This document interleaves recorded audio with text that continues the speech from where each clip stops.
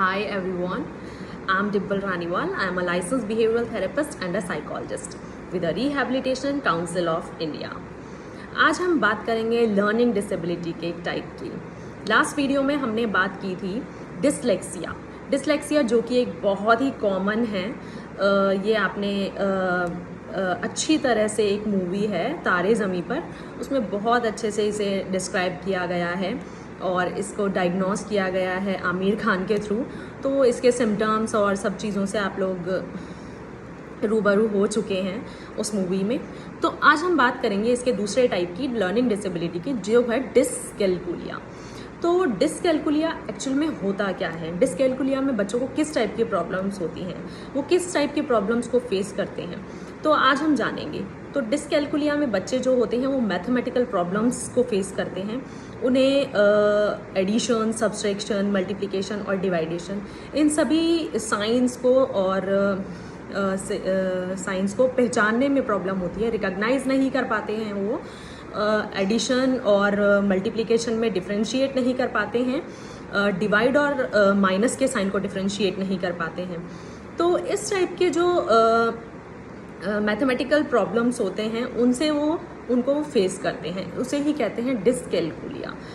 उनके attention skills बहुत ही कहते हैं कि बहुत कम होते हैं, वो अटेंशन दिखा ही नहीं पाते हैं। और ये वाला जो डिसकैल्कुलिया जो टाइप है, ये 10% ही लोगों में दिखाई देता है, स्टूडेंट्स में। क्योंकि ये ऐसा नहीं है कि सभी में दिखाई देता है। बॉयज़ मैथमेटिकल में बहुत अच्छे होते हैं बजाय गर्ल्स के। तो गर्ल्स का जो रीडिंग और राइटिंग होता है वो बहुत अच्छा होता है, लेकिन बॉयज़ का जो मैथमेटिकल पोर्शन होता है वो बहुत ही अच्छा होता है। तो इसीलिए ये सारी प्रॉब्लम्स मोस्टली गर्ल्स फेस करती हैं। और डिसकैल्कुलिया का जो प्रॉब्लम है वो मैथमेटिकल से रिलेटेड होता है। अब हम बात करेंगे कि मैथमेटिकल इन प्रॉब्लम्स को दूर करने के लिए इसका ट्रीटमेंट किस टाइप से किया जाएगा। तो सबसे पहले हम बात करेंगे उसके IQ असेसमेंट की। बच्चे का एक IQ असेसमेंट करवाया जाता है। वो इसलिए नहीं कि उसका IQ ठीक नहीं है, उसका IQ नॉर्मल ही आता है। बेसिकली सबका अगर हम IQ टेस्ट करवाएं तो वो नॉर्मल ही होगा। डिसकैल्कुलिया वाले बच्चों का अगर हम लोग IQ टेस्ट करवाते हैं तो वो नॉर्मल ही होता है। बट इसमें प्रॉब्लम ये हो जाती है कि पेरेंट्स को बताना ये बहुत मुश्किल हो जाता है कि बच्चा नॉर्मल नहीं है, क्योंकि वो ऐसा हो सकता है कि मैथमेटिक्स में ही वीक है, बाकी सारे सब्जेक्ट्स में वो बहुत आगे है, उसकी रीडिंग अच्छी है, उसकी राइटिंग अच्छी है, बट उसकी कैलकुलेशन बिल्कुल भी ठीक नहीं है।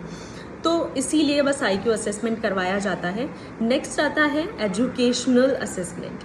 एजुकेशनल असेसमेंट में हम देखते हैं कि बच्चा की मैथमेटिकल एबिलिटीज़ कैसी हैं, वो क्या कर रहा है, क्या नहीं कर रहा है, क्या समझ पा रहा है, क्या नहीं समझ पा रहा है, उसे जो पढ़ाया जा रहा है वो उसे अंडरस्टैंड कर पा रहा है या नहीं कर पा रहा है। तो इस टाइप से उसकी एजुकेशनल असेसमेंट होती है। देन आता है रेमेडियल टीचिंग। उसकी हमें फिर उसके बाद उसका जो ट्रीटमेंट करेंगे हम, तो वो होगा रेमेडियल क्लासेस लेना। रेमेडियल क्लासेस मतलब एक तरीके से उसका ट्रीटमेंट करना, इलाज करना। रेमेडीज़ का मतलब इलाज करना। तो हम किस तरीके से करेंगे, इसके अंदर किस किस की नीड होती है। देखो, टीचर, पेरेंट्स और ट्यूशन टीचर, इनका बहुत बड़ा रोल होता है।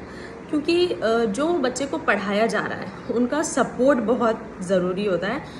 टीचर का, पेरेंट्स का और ट्यूशन टीचर्स का बहुत कोऑपरेशन की नीड होती है इनको, इन तीनों लोगों की। और हमें इनके लिए किस तरीके से इसे बेनिफिट हो सकता है, तो देखो, जब हम उनको रेमेडीज़ देंगे, जब हम उनका रेमेडियल टीचिंग उन्हें करवाएंगे, तो वो उनके 6 मंथ से लेकर और इसमें मुझे लग रहा है कि 1 साल, 1.5 साल या 2 साल भी लग सकता है। ऐसा नहीं होता है कि कुछ दिन क्लासेस दी और वो परफेक्ट हो जाएगा, नहीं। इसके लिए हमें कंटिन्यू उसे वीक में 2-3 क्लासेस देनी होती हैं। और ऐसा 2 ईयर्स तक चलेगा और हर क्लास 45 मिनट्स की होगी। तो इस तरीके से वो धीरे धीरे चीज़ों को समझने लगेगा और प्रैक्टिस करने से वो अच्छा हो जाएगा।